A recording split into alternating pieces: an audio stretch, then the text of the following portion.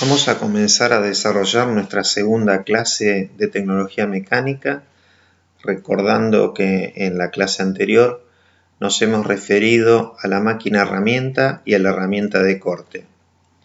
En esta ocasión lo haremos particularmente sobre las condiciones de corte, de manera tal de abarcar los tres aspectos básicos de todo proceso de arranque de viruta. Las condiciones de corte afectan a la productividad de los procesos.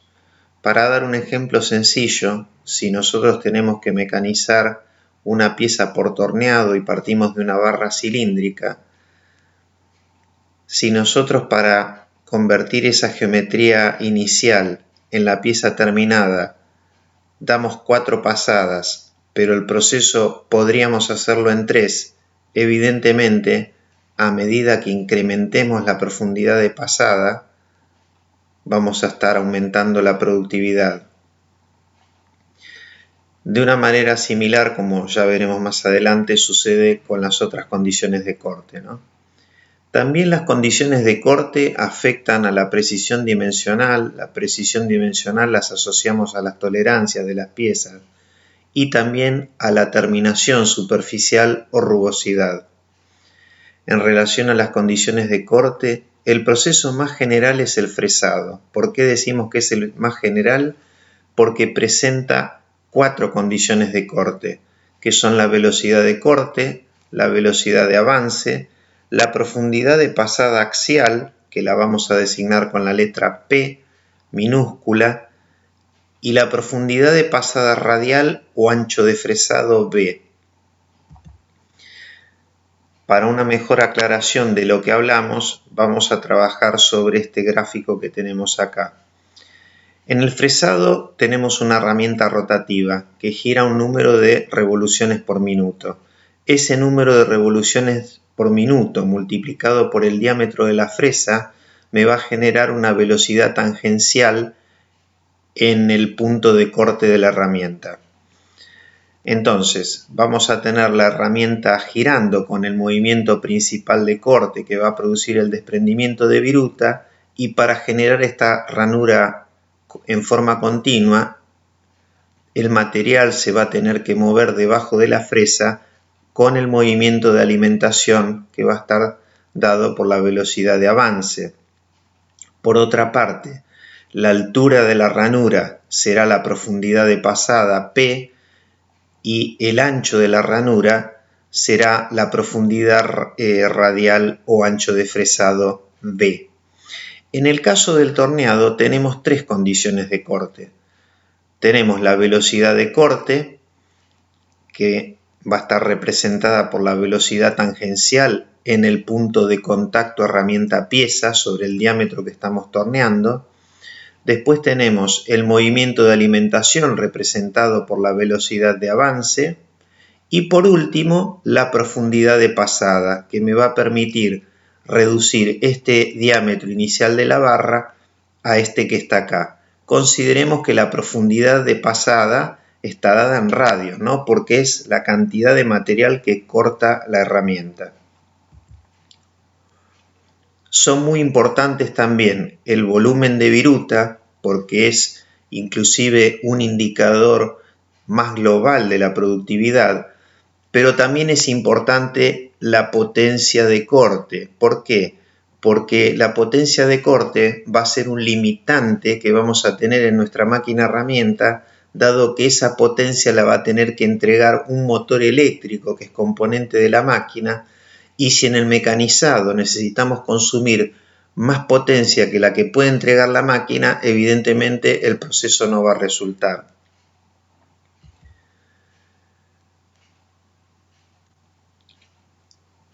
Van a encontrar ustedes una diferencia respecto de el PowerPoint que está subido en el aula virtual, por cuanto la transparencia que sigue está agregada, en donde lo que tenemos son todas las fórmulas de mecanizado. La primera que está arriba es la que representa concretamente la velocidad tangencial, denominada velocidad de corte, que se calcula multiplicando pi por el diámetro por el número de revoluciones dividido 1000. En el caso del torno, el número de revoluciones corresponde al material, en el caso de la fresa corresponde a la herramienta de corte. Si el diámetro lo consideramos en milímetros y el n en revoluciones por minuto, con esa fórmula obtendremos un valor en metros por minuto para la velocidad de corte, que es la unidad universal para esta condición de corte. En tanto que la velocidad de avance se va a calcular multiplicando el número de revoluciones por el avance por vuelta. O sea, que si n está en revoluciones por minuto y el avance está en milímetros por vuelta, vamos a tener una velocidad de avance. Muy importante diferenciar la unidad de la velocidad de avance, milímetros por minuto, respecto de la velocidad de corte, metros por minuto. ¿Por qué? Porque la velocidad de avance en todos los procesos es significativamente menor respecto de la velocidad de corte. Yendo al volumen de viruta que habíamos mencionado antes, el volumen de viruta va a estar dado en una unidad de milímetro cúbico por minuto. En el caso del torneado va a resultar de multiplicar las tres condiciones de corte, la profundidad de pasada por el avance por la velocidad de corte. En tanto que en el fresado va a estar dado por la profundidad de pasada, por el ancho de fresado y por la velocidad de avance. Fijémonos que aumentar el volumen de viruta va a generar un aumento de la productividad, ¿no es cierto? Que al principio nos habíamos referido que lo podíamos lograr mediante un incremento de la profundidad de pasada, pero la fórmula también nos dice que lo podemos hacer aumentando el avance o la velocidad de corte. Pero ojo, aumentar la velocidad de corte va a significar disminuir la vida útil del filo de la herramienta en razón de la ecuación de Taylor que ya conocemos de nuestra clase anterior. Respecto de la potencia de corte que tiene que ser entregada por la máquina va a resultar de multiplicar la fuerza de corte por la velocidad de corte dividido el rendimiento de la transmisión mecánica que hay entre el motor eléctrico de la máquina y el lugar donde se consume la potencia de mecanizado. Entre ambos va a haber una cadena cinemática y en esa cadena cinemática vamos a tener juegos y vamos a tener fricción, por lo cual el rendimiento va a depender del tipo de tecnología con el que esté construida la máquina. En las máquinas convencionales se suele adoptar un valor de 0,8, en las máquinas de control numérico de 0,95. Yendo de nuevo a la fórmula de la potencia de corte, si la fuerza de corte está en kilogramos y la velocidad de corte en metros por minuto, toda vez que la constante que está en el denominador sea 4500, el resultado de la potencia de corte va a estar dado en CV. La fuerza la vamos a estimar según el método práctico. El método práctico resulta de multiplicar la tensión unitaria de corte, que es un valor característico del material que se está mecanizando, y da una idea de la resistencia que opone el material a ser mecanizado. Por ejemplo, en el caso de un aluminio puede estar entre 60 a 80 kilos por milímetro cuadrado y en el caso de un acero entre 200 a 300 kilos por milímetro cuadrado, multiplicado por la sección de viruta. No olvidemos que la sección de viruta depende del proceso de mecanizado. Cada proceso tiene una sección de viruta. En el caso del torneado es la profundidad por el avance. En el caso del agujereado es el avance por el diámetro de la broca dividido 4. Y así con cada uno de los procesos de arranque de viruta. O sea, en esta transparencia tenemos un pantallazo de las fórmulas principales para trabajar en el mecanizado. Acá tenemos un esquema en donde estamos observando a la izquierda una sección de viruta, a la derecha otra sección de viruta. La primera corresponde a la sección de viruta teórica, es decir, la que todavía no fue cortada por la herramienta de corte y que se va a determinar multiplicando la profundidad por el avance. En el otro caso, la sección S2 corresponde a la sección de viruta deformada, es decir, cuando ya se produjo el corte.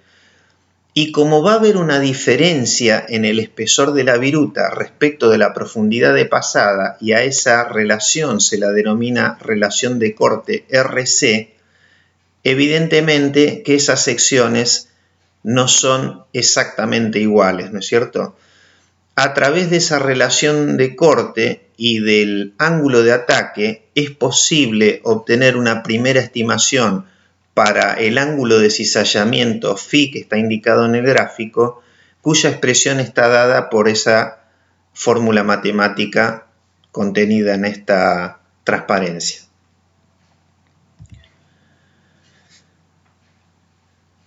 Esta transparencia es muy importante desde el punto de vista conceptual, es lo que se denomina el círculo de Merchant. Ahí tenemos definidos tres ángulos. Tenemos el ángulo de cizallamiento φ, el ángulo de ataque gamma y el ángulo de rozamiento ρ.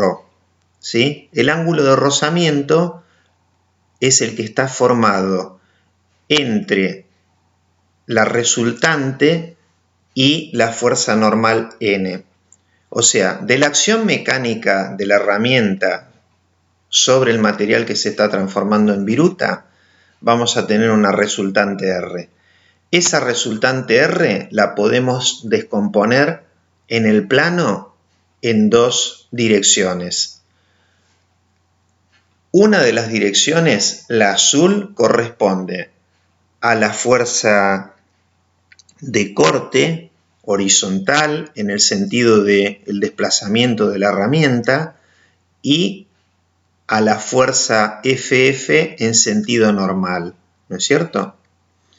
Esa fuerza de corte es la que utilizaríamos para estimar el consumo de potencia. Bien, por otra parte, la misma resultante R yo la puedo descomponer en otro par de direcciones que a mí me den otro tipo de información. Por ejemplo, puedo descomponerla en una dirección paralela al plano de ataque o de desprendimiento de la herramienta, y ahí tenemos la fuerza en verde F, y en una perpendicular a la anterior la fuerza normal N, tal que de la relación de ambos surge justamente el coeficiente de fricción.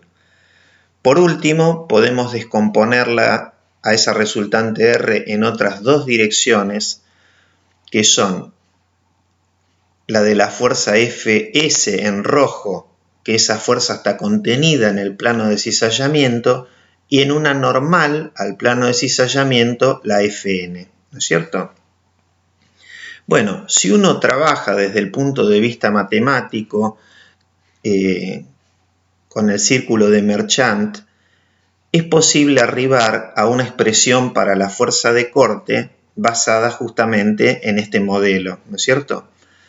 Ahí tenemos dos fórmulas. Tenemos la fórmula de la fuerza de corte correspondiente al método práctico, que es la que utiliza todo el mundo para estimar un valor de la fuerza de corte, porque es muy sencilla de aplicar, porque depende de dos condiciones de proceso, como son la profundidad y el avance, que las define el usuario, y la tensión unitaria de corte es un valor que uno puede encontrar en los catálogos de los fabricantes de herramientas de corte o en la bibliografía, ¿no es cierto? Ahora, la fórmula que está más abajo, en donde en esa fórmula nos dice que la fuerza de corte es la tensión tangencial en el plano de cizallamiento multiplicado por la sección S1 multiplicado por el coseno de la diferencia entre el ángulo de fricción y el ángulo de ataque y dividido el seno del ángulo de cizallamiento y dividido también el coseno del ángulo de cizallamiento más el de rozamiento menos el de ataque, evidentemente la aplicación de esa fórmula se vuelve bastante complicada porque no suele haber valores publicados de la tensión tangencial y también es difícil conocer valores para el ángulo de rozamiento como para el ángulo de cizallamiento. ¿Cuáles son las simplificaciones que se hacen para poder desarrollar aquel modelo correspondiente al círculo de Merchant? Primero, considerar que el corte es ortogonal, ¿no es cierto? Por eso lo tenemos dibujado el círculo en un plano, o sea, todas las fuerzas están contenidas en el plano de la transparencia. Alguno se podría preguntar, ¿y en la práctica existe el corte ortogonal o estamos inventando la pólvora acá? Existe el corte ortogonal. Nosotros perfectamente podríamos tomar un tubo, ¿no es cierto?, y mecanizar, hacer un torneado longitudinal cortando todo el espesor del tubo. Ahí tendríamos una fuerza de corte y una fuerza axial. Nos estaría faltando la tercer componente porque no hay material, el tubo es hueco en el interior. En segundo lugar, viruta continua, sin formación de falso filo. Ustedes recordarán el video de Balcers, en donde el material que se adhería, el material que se estaba transformando en viruta y parte de él se adhería sobre el filo de la herramienta, provocaba un grado de distorsión tan importante en el proceso de formación de viruta que evidentemente es una situación un tanto particular, ¿no es cierto? Entonces, que este modelo se piense para ser aplicado a materiales que forman viruta y sin formación de falso filo, bueno, será el caso toda vez que mecanicemos materiales que forman viruta larga, como pueden ser los aceros, como pueden ser los aceros inoxidables, o las aleaciones, muchas aleaciones no ferrosas. Y la formación del falso filo, ¿cómo la podemos disminuir? La podemos disminuir si utilizamos insertos recubiertos, por ejemplo, si trabajamos con materiales, como vimos en el diagrama polar de maquinabilidad, materiales que no sean adhesivos, es decir, que tengan una baja ductilidad. ¿Qué otra cosa podemos decir en relación a la viruta continua sin formación de falso filo? Que bueno, que las herramientas sean recubiertas para reducir el coeficiente de fricción, que las velocidades de corte sean de medianas a altas para que no se produzca el proceso de formación de falso filo. La tercera simplificación tiene que ver con fuerzas y velocidades aplicadas en forma constante. Normalmente las velocidades dentro de un margen muy pequeño son constantes en el caso de trabajar con máquinas de control numérico. Y los esfuerzos, si bien tienen una variabilidad que uno las puede detectar, digamos, con instrumentación de laboratorio, con dinamómetros que nos permiten levantar una señal de cómo es la variación de la fuerza de mecanizado en el tiempo, la variabilidad suele ser relativamente pequeña y va a depender de la rigidez de la máquina, de la rigidez de la herramienta y del tipo de viruta que se forme en el mecanizado. O sea, si yo estoy mecanizando un material de viruta corta, ahí voy a tener una variabilidad de las fuerzas de corte. En cambio, si es un acero, vamos a tener prácticamente un valor constante para la fuerza. La ausencia de vibraciones se relaciona claramente con el punto anterior porque las vibraciones lo que traen aparejado es una variación en el espesor de viruta y si el espesor de viruta varía significa que varían las fuerzas de corte, porque acuérdense que la fuerza de corte dependía de la profundidad de pasada. Entonces, si la profundidad va variando porque la herramienta exageradamente en una operación de torneado se mueve en sentido radial, yendo hacia el centro de la pieza y alejándose en forma cíclica, bueno, evidentemente ahí vamos a tener una fuerza que no va a ser constante, ¿no? Entonces tiene que haber ausencia de vibraciones. que lógicamente todos los fabricantes de máquinas herramientas diseñan las máquinas para que su condición de estabilidad sea la máxima posible, ¿no? Y por último, también que los efectos térmicos sean despreciables, porque los efectos térmicos modifican la tensión unitaria de corte. Y eso va a afectar el punto 3. Bueno, evidentemente que cuando una herramienta de corte empieza a trabajar sobre un material, en alguna medida tiene un transitorio hasta que alcanza un nivel de temperatura, digamos el filo y el material que estamos mecanizando, que está en contacto con el filo de la herramienta, ¿no? Una vez que se alcanza esa situación, después tenemos un efecto térmico despreciable porque se mantiene constante, no hay una variabilidad. Bueno, acá lo que se ve es, este es un corte ortogonal en donde el filo de la herramienta es perpendicular a la dirección de avance de la herramienta y entonces eso nos genera una viruta que se va enrollando contra el plano de desprendimiento. En cambio acá, que el filo está inclinado, la viruta, fíjense que, bueno, es desviada por el filo de corte, ¿no es cierto? Eso es porque nosotros tenemos, en este caso tenemos una fuerza en este sentido, una fuerza en sentido perpendicular y otra en este otro sentido, ¿no es cierto? Hay una componente lateral que me desvía la viruta, ¿sí?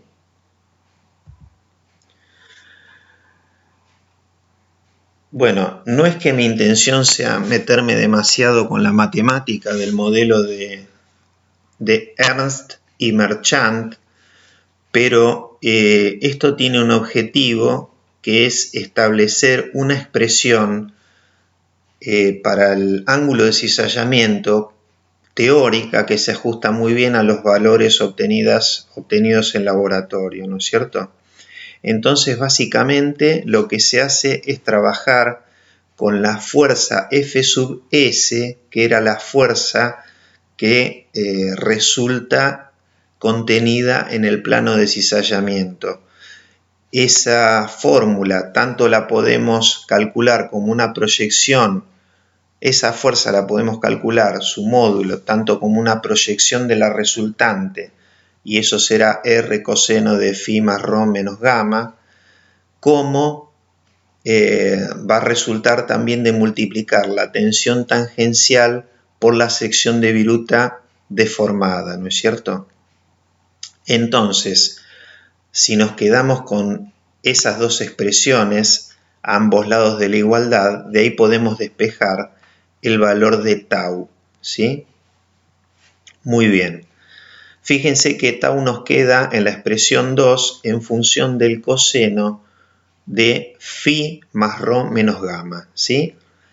Lo que se hace a continuación es agrupar rho menos gamma y phi y desarrollar el coseno de la suma de dos ángulos.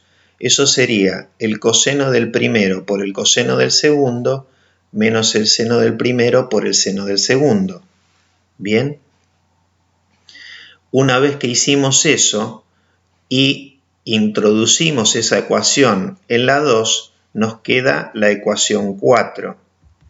Y después lo que estos investigadores sugieren concretamente es que la viruta, digamos el material se transforma en viruta porque en el plano de cizallamiento esa tensión tangencial es máxima. Entonces lo que se hace es derivar la tensión tangencial respecto de phi y bueno, el valor que resulta de esa derivada o que hace máxima esa derivada es la expresión de phi indicada como 5, en donde dice que phi es pi sobre 4 más gamma sobre 2 menos rho sobre 2, ¿no es cierto? O sea, la relación, el ángulo de cizallamiento está en función de una condición geométrica, que es el ángulo de ataque, y del ángulo de rozamiento.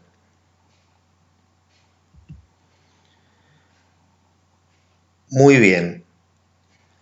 Si yo estoy trabajando en un corte ortogonal, que es lo que nosotros venimos sosteniendo como hipótesis desde el principio con este modelo de Merchant, nosotros podemos determinar los módulos de las dos fuerzas FF y FC, FC era la fuerza de corte y FF es la fuerza normal, en un laboratorio, digamos, instrumentando una máquina con un dinamómetro y levantando ambos esfuerzos de mecanizado, ¿no es cierto?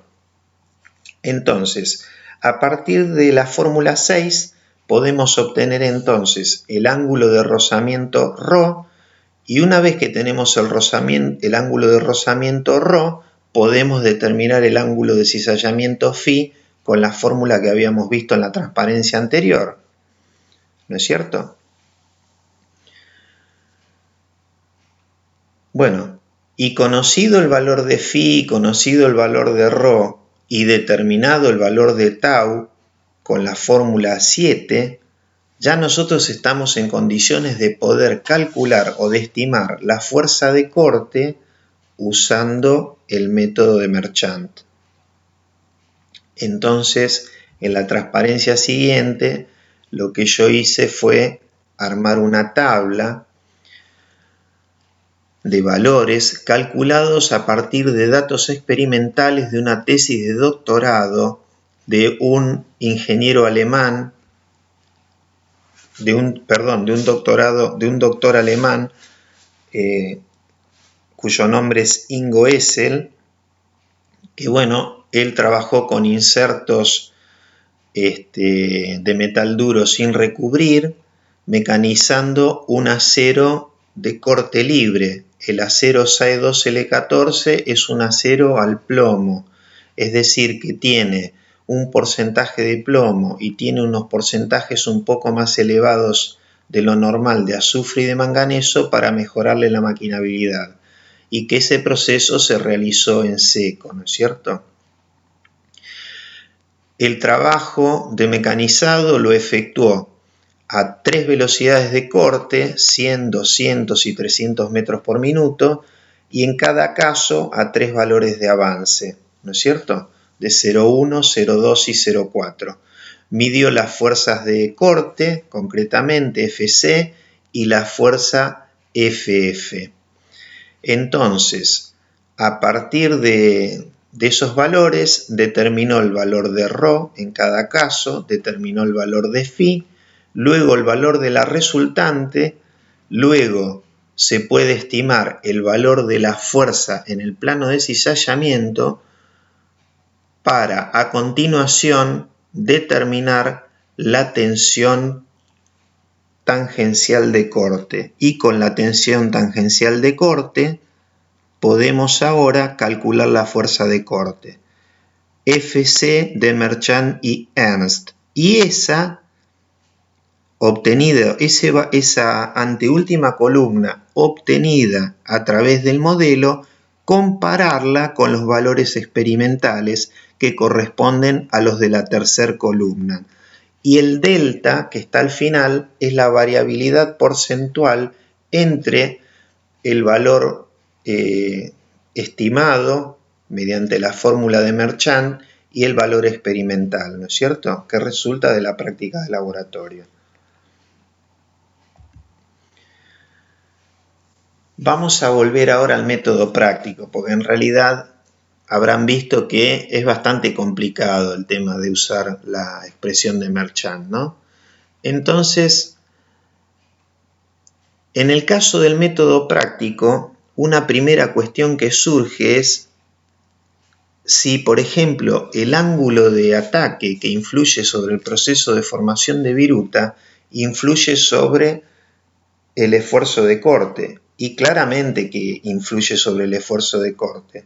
Si yo lo aumento en forma positiva de manera tal que hago más agudo el ángulo de filo, el K sub z va a disminuir. Por el contrario, si yo llevo el ángulo de ataque a 0 o inclusive lo hago negativo incrementando el ángulo de filo, me va a aumentar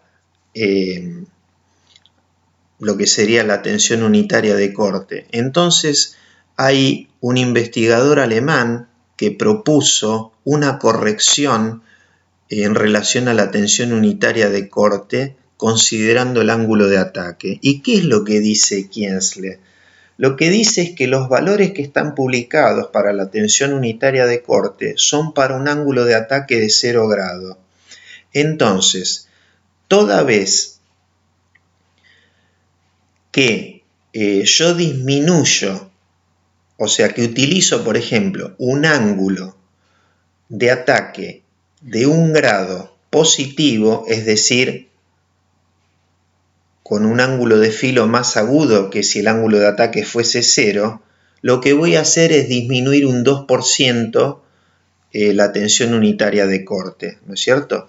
En cambio, si me paso para el otro lado, para los lados negativos, por cada grado negativo que aumento, tengo que aumentar un 2% la tensión unitaria de corte.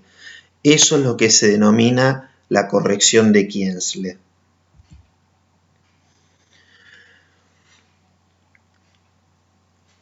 Estos modelos que nosotros analizamos, ¿consideran que el filo pudiera estar desgastado? Para nada. O sea, las estimaciones que se hacen son con el filo de la herramienta nueva.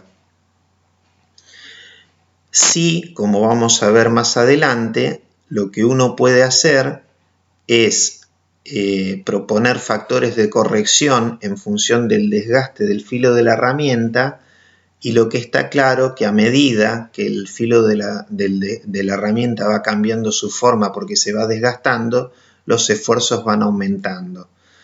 Acá hay una cantidad de trabajos debido a distintos autores trabajando con distintos procesos de corte y con mecanizando distintos materiales y usando diferentes herramientas de corte, cuánto se incrementa la fuerza de corte con el filo desgastado respecto del filo nuevo. Y lo que uno observa es que el valor mínimo está alrededor del 10%. Entonces, se suele considerar que con un incremento promedio del 15% del esfuerzo de corte de un filo desgastado respecto de su condición de nuevo, ya habría que sustituir el filo de la herramienta.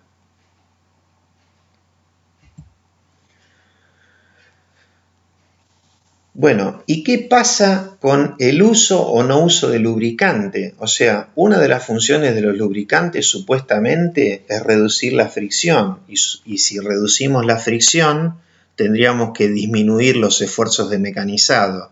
¿Hasta qué punto sucede eso así? Bueno, acá podemos darle un ejemplo de un trabajo que hicimos los integrantes de la cátedra con un proceso de agujereado, trabajando un acero más bien con un carbono alto, un SAE 1060, y brocas de acero rápido de 7,5 milímetros de diámetro. ¿Qué fue lo que hicimos? Básicamente trabajamos con dos velocidades de corte que son típicas para ese material y esa herramienta de acero rápido, que son 12 y 20 metros por minuto, combinando cada una de esas velocidades con dos avances típicos también, 8 centésimos, 0,08 y 0,11 milímetros por vuelta.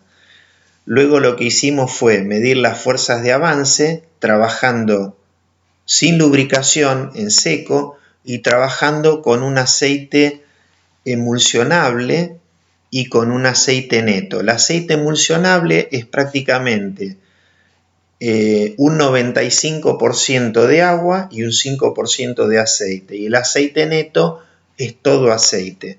En el caso de los aceites emulsionables, el esfuerzo se redujo muy poco, fíjense que entre 0 a 3%, en cambio para el aceite neto la reducción fue de entre el 11 al 12% aproximadamente, ¿no es cierto? ¿Por qué hacemos referencia a todas estas cuestiones? Porque uno podría tener una expresión para el método práctico ajustada que tenga en cuenta un factor de corrección en función del ángulo de ataque, que sería la corrección de Kienzle, un factor de corrección por el tipo de lubricante y un factor de corrección por el desgaste del filo de la herramienta, ¿no es cierto? Y después tenemos la tensión unitaria de corte por la profundidad de pasada, por el avance, ¿no?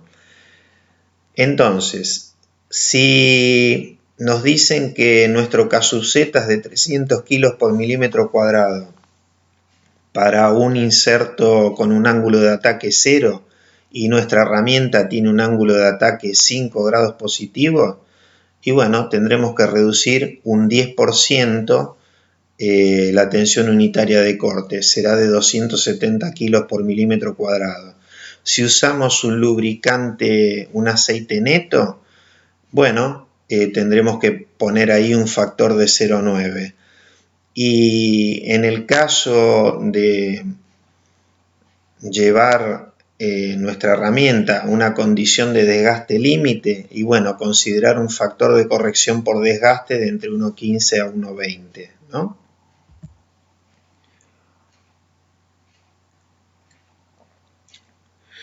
Bueno, cuando yo agregué esa transparencia referida a las fórmulas del mecanizado, les dije que en la fórmula de potencia, en el denominador, había una variable que era el rendimiento, digamos, de la transmisión mecánica, ¿no es cierto? Y ahí sugeríamos usar 0,8 para las máquinas convencionales, 0,95 para la CNC. Lo que hicimos fue hacer un recorrido por distintas bibliografías y volcar acá valores para los rendimientos de transmisiones mecánicas dadas por diferentes autores, ¿no? Porque, bueno, evidentemente son referencias los valores que nosotros damos, ¿no? No hay que tomarlos como una verdad absoluta, porque, bueno, posiblemente en un CNC pueda ser 0,95 cuando la máquina es nueva, pero si la máquina tiene 10 años de uso, y bueno, ya ahí la máquina va a tomar juego, va a incrementar su fricción y posiblemente, bueno, los rodamientos ya van a estar más duros y desgastados, etc. El rendimiento ya no sea más el original, ¿no es cierto? Entonces, bueno, acá es para tener más referencias sobre esa variable, de la cual habitualmente hay muy poca información disponible o publicada. Siguiendo con las condiciones de corte, nos habíamos referido en la primera clase a las relaciones obtenidas por Taylor, que vinculaban las condiciones de corte con la duración de filo, y habíamos mencionado solamente la ecuación simplificada que consideraba la velocidad de corte porque era la más influyente, ¿no es cierto? Por eso es que se utiliza esa expresión. Y eso lo vemos concretamente en esta transparencia. O sea, acá tenemos duración de filo versus profundidad de pasada. Yo varío en rangos muy amplios la profundidad de pasada, la vida útil a medida que aumenta la profundidad cambia muy poco. Si en términos del avance, la duración de filo, si aumento el avance, tiene un cambio ligero. En cambio, si yo modifico la velocidad de corte, pequeños incrementos de la velocidad de corte producen bruscos cambios en la duración del filo de la herramienta. Entonces, una tendencia en el mecanizado también es usar esto que está acá, que me parece muy interesante de recalcar, que es, nos están sugiriendo incrementar el ASUP, lo que nosotros llamamos la profundidad de pasada, ¿no? Está puesto acá. Incremente la profundidad de pasada para reducir la cantidad de corte. Si yo puedo transformar un material en pieza terminada en 3 pasadas, en vez de hacerlo en 5, y hagámoslo en 3, ¿no es cierto? Yo puedo también aumentar la fuerza, el avance por vuelta, y yo aumentando el avance por vuelta, acuérdense que la velocidad de avance era el número de revoluciones por el avance por vuelta, y el tiempo de mecanizado surge de dividir el largo que mecanizo dividido la velocidad de avance. Entonces, si aumento el avance, bajo el tiempo de mecanizado. Entonces, acá nos dicen, aumente el avance por vuelta para reducir el tiempo de corte. Y con la velocidad de corte, dado que la velocidad de corte me va a afectar la duración del filo, usemos la velocidad de corte concretamente para obtener la duración de filo que nosotros esperamos, ¿no? Esta idea se aplica muy bien al concepto de producción de Argentina, pero posiblemente sería inaceptable para los europeos. Los europeos, la manera de pensar que tienen es, ¿cuál es la mejor herramienta para hacer esta operación con la mejor condición de corte? Yo voy a utilizar esa condición de corte y esa herramienta. ¿Por qué? Porque ellos tienen medido que los costos, la incidencia en los costos de producción del herramental es del 1 al 3%. Entonces ellos dicen, 1 al 3% no es nada, uso lo mejor.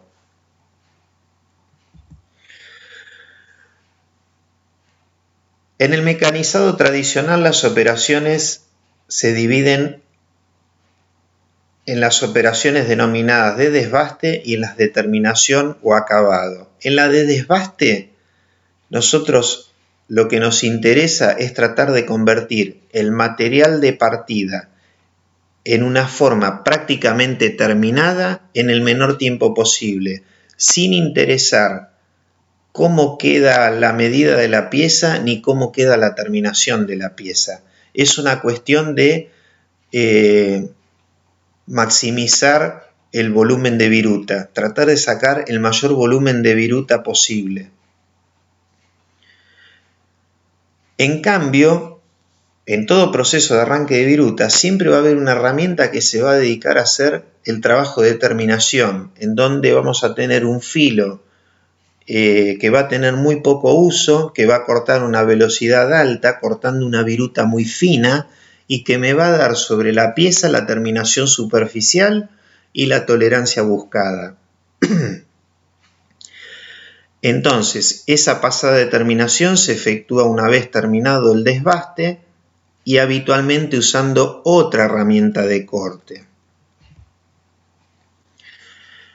En el desbaste vamos a utilizar gran profundidad de pasada, alto avance y una velocidad de corte media por el tema de la duración del filo. No nos olvidemos de eso. No pensemos, el volumen de viruta yo lo puedo aumentar, lo tengo que aumentar en el desbaste, uso la máxima profundidad, el máximo avance, la máxima velocidad. No, porque si yo uso la máxima velocidad, el filo de la herramienta me va a durar 1 minuto y me la voy a pasar cambiando filos de herramienta.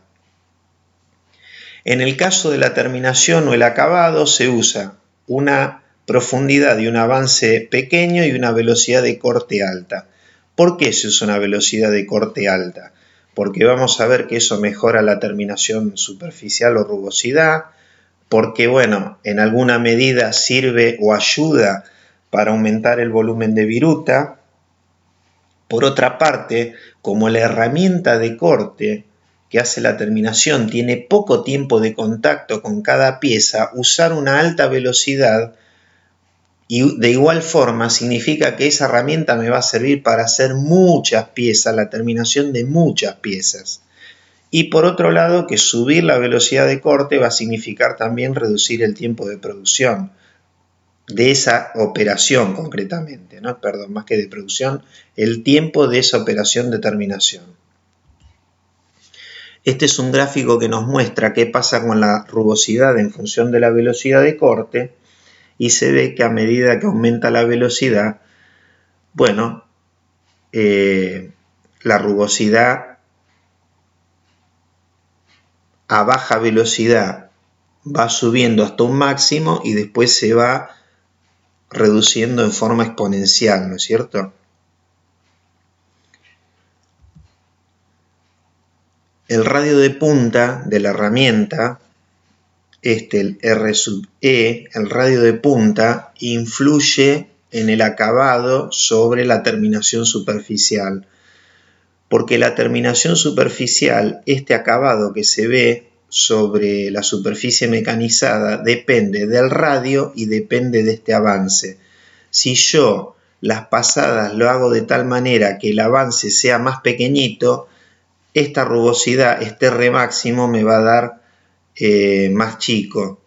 Y eso está representado también matemáticamente mediante esta fórmula. ¿Qué pasa? Si uno lo analiza desde el punto de vista de la fórmula y uno pensara en forma matemática, diría, yo para disminuir la rugosidad usaría un radio muy grande y un avance bajo. Ojo con ese razonamiento, no va ese razonamiento en el mecanizado. En el mecanizado, como las profundidades de pasada de terminación son pequeñas, normalmente debajo de 1 milímetro o menos, para que no se produzca vibraciones en el mecanizado, el radio de punta tiene que ser siempre menor que la profundidad de pasada. Entonces, en las terminaciones se usan radios pequeños y los avances que puede soportar un filo de una herramienta de corte depende del radio de punta. Radios chicos, avances chicos. Entonces, ojo con ese razonamiento. Acá podemos ver, acá tenemos un gráfico de rugosidad en función del avance y del radio de punta, ¿no es cierto? Vamos a suponer que nosotros queremos obtener una rugosidad de 10. Si el radio de punta es de 0,4, tenemos que usar un avance de 0,2. Ahora, si el radio es de 0,8, tenemos que usar de 0,25, ¿sí? Estos son valores teóricos, lógicamente, ¿no? Y acá está expresado en forma gráfica lo que yo les comentaba antes, ¿no es cierto? Acá tenemos radios de 0,4 y radios de 1,6. Acá tenemos para el de 0,4 un radio de 0,35 me da esta altura de rugosidad. Si yo le bajo el avance voy a obtener una rugosidad menor. Bueno, con el radio grande me va a dar una rugosidad grande ya de por sí y pasa el mismo efecto que si yo bajo el avance de 1,3 milímetros por vuelta a 0,7, el valor de rugosidad máxima disminuye, pero bueno, siempre va a estar muy por encima de estos valores, ¿no es cierto?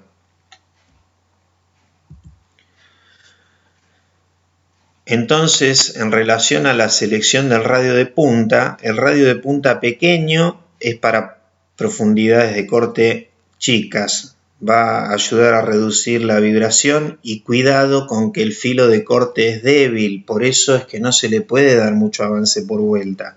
Si nosotros vamos hacia el otro extremo, a un radio de punta grande, podemos proceder con grandes avances, le podemos dar mucha profundidad, el filo es muy seguro, pero va a haber mucha fuerza en sentido radial. Ese es un problema serio, ¿no? Acá está expresado quizás con más claridad lo que yo me refería de la relación profundidad de pasada a radio. El DOC es la profundidad de pasada, depth of cut en inglés. En la figura de la izquierda, el radio de punta es más grande que la profundidad de pasada. En la del medio son iguales y en la de la derecha el radio de punta es menor que la profundidad de corte. La situación ideal siempre es la de la derecha, o sea, utilizar un radio de punta que sea menor a la profundidad de pasada. Por supuesto que eso es importante en la pasada de terminación. En la de desbaste no me interesa si me sale vibrada la pieza, ¿no? Pero bueno, ojo que las vibraciones afectan la duración del filo de la herramienta. Y este gráfico es muy importante. Fíjense que en el eje vertical tenemos la variación de la fuerza radial. O sea, si yo estoy torneando, estoy haciendo una operación de cilindrado, estoy desde una barra cilíndrica, disminuyendo su diámetro para convertirla en una barra de menor diámetro, la herramienta de corte, en su movimiento de alimentación, me va a estar generando también una fuerza en sentido radial. La variación de la fuerza radial va a depender de la relación, concretamente, entre la profundidad de pasada y el radio de punta. Si yo estoy con un radio de punta más grande que la profundidad de pasada, voy a tener una variación creciente. En cambio, ¿qué es este sector, no es cierto? Si yo trabajo con radios de punta menores a la profundidad de pasada, la variación es cero. Fíjense, porque acá es horizontal.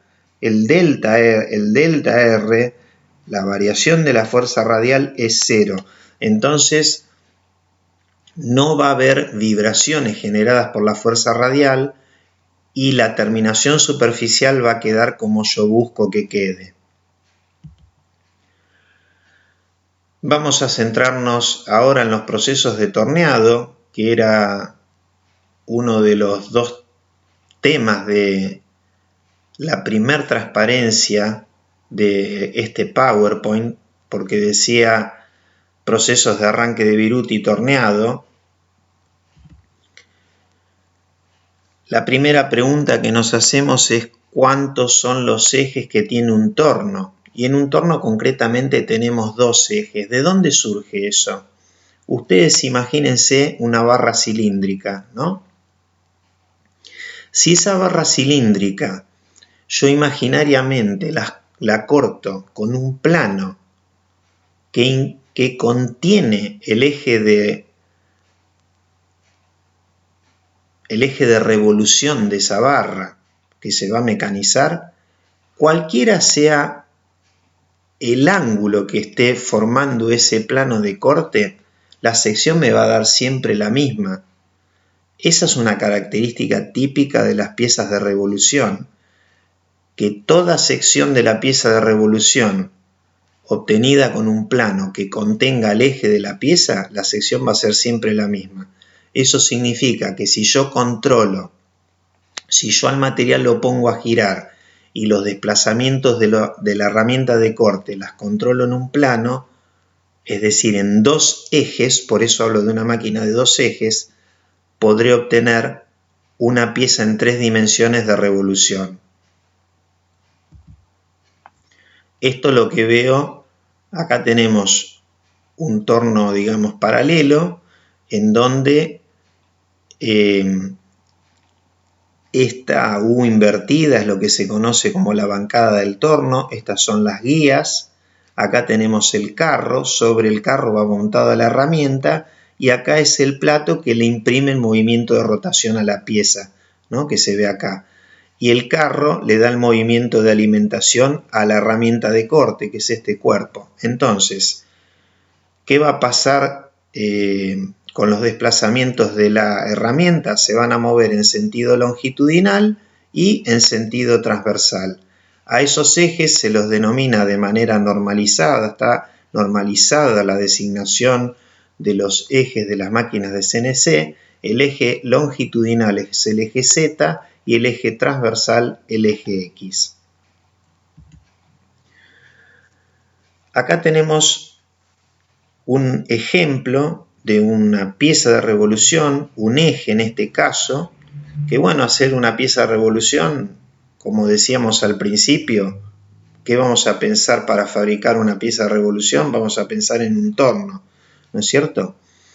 En este plano, bueno, nos dan medidas, o sea, la pieza tiene 300 milímetros de largo terminado por 32 en su diámetro mayor, tiene una rosca acá en esta punta, tiene unos centros, bueno, tiene unas determinadas tolerancias que se ven acá. La pieza vamos a tener que fabricar una sola, vamos a partir de un material de bruto de 305 de largo, o sea 5 milímetros más largo que la pieza terminada, y acá tenemos 32, vamos a partir de una barra de 35 milímetros de diámetro.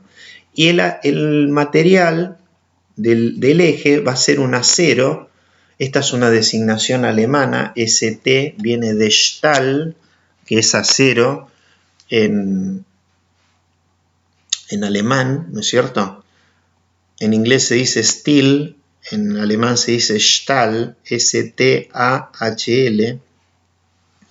Y bueno, acá podemos apreciar una secuencia del proceso de fabricación de esa pieza única.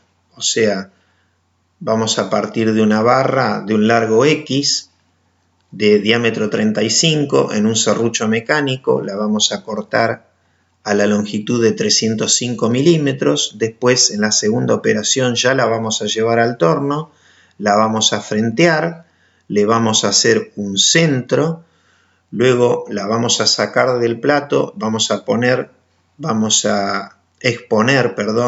el otro extremo de la barra a la herramienta, vamos a repetir el frenteado y le vamos a hacer otro centro, y luego la vamos a tomar entre un plato de arrastre y contrapunta y vamos a hacer el mecanizado correspondiente, ¿no es cierto? Este ejemplo está tomado de un libro que es muy interesante, que se llama Alrededor de la máquina herramienta de Gerling. Lamentablemente yo no lo tengo en formato digital como para poder subirlo al aula, pero es un libro que está pensado, cada uno de sus capítulos que corresponde a un proceso de arranque de viruta, por ejemplo torneado, lo que hacen para desarrollar el tema, plantean un plano de una pieza a fabricar y ahí comienzan a hablar de, bueno, la secuencia de mecanizado, las herramientas, las condiciones de corte, la máquina, el consumo de potencia, los tiempos de fabricación, cómo se hace la medición de la pieza, etc. Es un libro muy interesante para aquel que no hizo la escuela técnica, principalmente, ¿no? Porque, bueno, como les decía, hay muchos planos de piezas de los cuales está desarrollado el proceso de fabricación. Siempre en máquinas convencionales. Prácticamente el tema de CNC no aparece porque es un libro de los años 70, ¿no? Si bien el CNC ya había aparecido en el año 1950 y tanto por ahí. Bueno, entre los tornos tenemos lo que se llama el torno paralelo, ¿no? Acá tenemos la bancada en U que decíamos. Acá tenemos una chapa sobre la cual cae la viruta que se va produciendo durante el mecanizado. Esta es la caja de velocidad, esta es la caja de avance, acá tenemos el plato, este es el carro de la herramienta, donde va fijada la herramienta de corte. Esto se llama la contrapunta, que es para tomar piezas largas que si no quedarían, digamos, en voladizo y serían prácticamente imposibles de mecanizar por esos esfuerzos radiales. Y acá tenemos lo que se llama la luneta, que sirve también de un apoyo intermedio cuando la pieza se mecaniza entre plato y contrapunta y es muy larga, ¿no? Y fina incluso. Bueno, lo único que cambia de esta imagen respecto de esta es que acá tenemos un plato de 3 mordazas, que se llama plato autocentrante y es para piezas de revolución, y acá tenemos un plato de 4 mordazas que es para piezas en las cuales yo quiero generar superficie cilíndrica, pero podría ser un paralelepípedo. Entonces yo necesito que las mordazas se muevan de manera independiente. Este es un torno particular que sigue siendo un torno paralelo, un torno de eje horizontal, pero particular en el sentido que sirve para mecanizar discos, es decir, piezas de gran diámetro pero cortas, ¿no es cierto? Entonces ahí necesitamos un plato de gran diámetro y fíjense la altura que tiene el carro portaherramienta, ¿no? Ahora, ¿qué pasa? A medida que va aumentando el tamaño de la pieza, que es esto rojo que está acá, como la pieza cuelga del plato, evidentemente el proceso se torna bastante peligroso. Entonces, para resolver ese problema está lo que la máquina herramienta que se conoce como torno vertical, en donde es como si nosotros al torno agarramos y lo paramos, ¿no es cierto? Entonces, bueno, acá ya lo que sería la bancada de máquina está soportando el plato y el plato está soportando a la pieza, y acá no va a haber ningún tipo de desbalance dado por una pieza que está sometida a la gravedad en el sentido horizontal, ¿no? Este es un torno de control numérico, es un torno viejo, yo lo suelo mostrar porque es un torno fabricado en Argentina por una empresa que ya no existe más, que es la empresa Turri, y debe ser una máquina de los años 80, que tenía contrapunta hidráulica, tenía torreta porta herramientas que estaba ubicada del lado de atrás, tenía el sistema de extracción de viruta, o sea, una máquina con un concepto muy moderno para esa época, ¿no? Acá podemos ver las distintas operaciones de torneado, operaciones de exterior y de interior. Acá tenemos una operación de cilindrado torneado que se suele llamar, de frenteado para generar un plano en el frente de la barra, un torneado cónico, un torneado de herramienta. Ahí la herramienta tiene la forma para generar ese saliente redondeado. Si fuera una máquina CNC, yo eso lo logro a través de la propia programación, no necesito una herramienta de forma, ¿no? Y acá tenemos la operación de roscado. Bueno, lo mismo de este lado, torneado interior o cilindrado interior, frenteado interior, un torneado cónico interior, un ranurado interior y un roscado interior. Vamos a ver una operación de desbaste en donde ustedes van a poder apreciar ahí el espesor de material que corta la herramienta. Fíjense que es un espesor importante, ¿no es cierto? Ahí se puede apreciar mejor. El corte, bueno, se está realizando en seco. Eso puede obedecer a, bueno, a una cuestión de que nos permite visualizar el trabajo de la herramienta de corte, y después desde el punto de vista práctico es que la realidad que la tendencia es cada vez a utilizar lo menos posible los fluidos de corte por un montón de cuestiones que, bueno, vamos a analizar durante la cursada, ¿no? Por un tema de contaminación, por un tema de salud, por un tema de costos, por un tema de que están considerados productos peligrosos. O sea, uno cuando llega al final de la vida útil lo tiene que descartar el fluido de corte, pero no es que lo puede tirar a un desagüe, ¿no? Entonces, bueno, nada. En el caso de una operación de terminación, vamos a ver que, bueno, el espesor de viruta es mucho más fino, ¿no? La herramienta está cortando ahí muy poquito material, ¿sí? Que bueno, es el trabajo característico de las herramientas de terminación. Y ahí está la importancia de lo que hablábamos, que el radio de punta sea menor que la profundidad de pasada. En cambio, en la herramienta de desbaste, el radio tiene que ser grande. ¿Por qué? Porque si el radio es grande, el filo es mucho más resistente, yo le puedo dar mucho más avance por vuelta, y de esa manera también me sirve para reducir el tiempo de producción. Bueno, esto ya lo habíamos visto anteriormente, que son las formas comerciales de las herramientas, las de acero rápido, que son barras rectificadas con diferentes secciones. Estas son las herramientas soldadas de metal duro. herramientas soldadas de metal duro, están normalizadas esas herramientas en función del tipo de operación que tengan que realizar. Entonces, por ejemplo, una herramienta DIN 283 corresponde a una herramienta de roscado interior, o una DIN 263 a una de ranurado interior, ¿sí? Y así sucesivamente.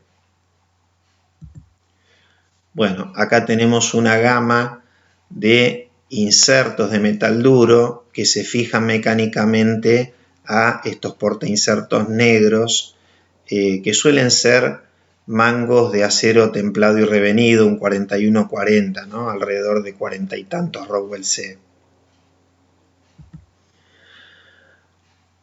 Bueno, y en relación a la productividad y a la economía de estos procesos de torneado,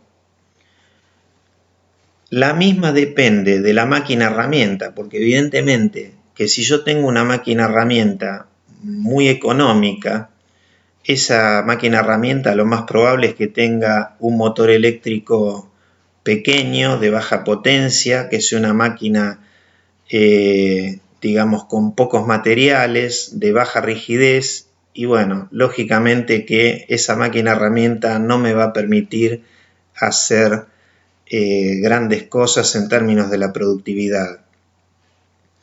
También va a depender de las herramientas de corte, en el sentido de que si uso materiales con gran capacidad de corte, como son los insertos recubiertos, voy a poder trabajar aceros, por ejemplo, a velocidades entre 300 y 450 metros por minuto, y eso me va a generar una disminución importante de los tiempos de producción.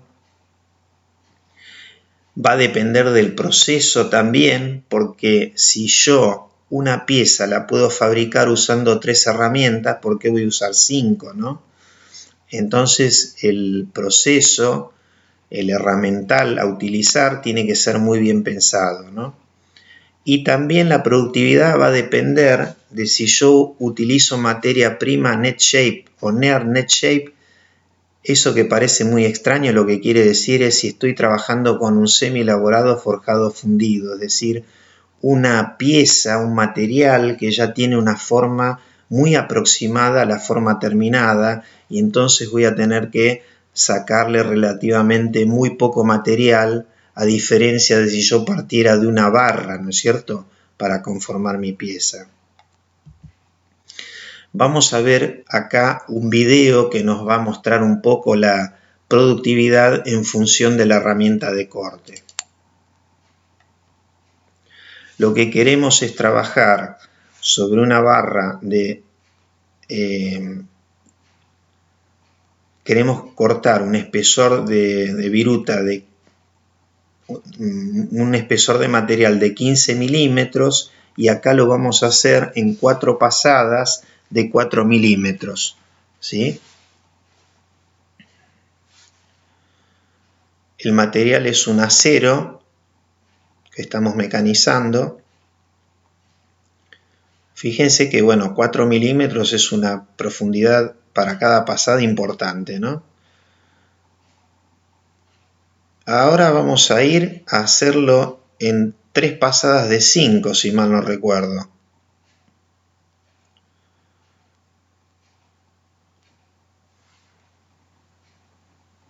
La máquina evidentemente tiene que tener la capacidad para poder mecanizar con esa condición de corte. Fíjense que no queda bien la terminación, ¿no? Bueno, y ahora vamos a dar 2 de 7,5. Una cosa tremenda, ¿no?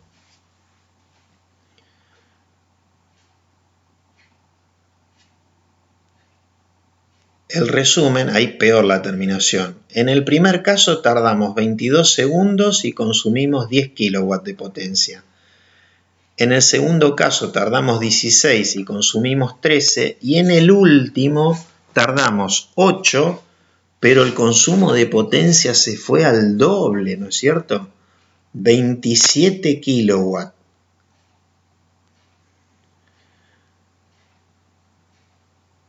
Bueno, la primera todavía está cortando, ¿no? Ahí terminó.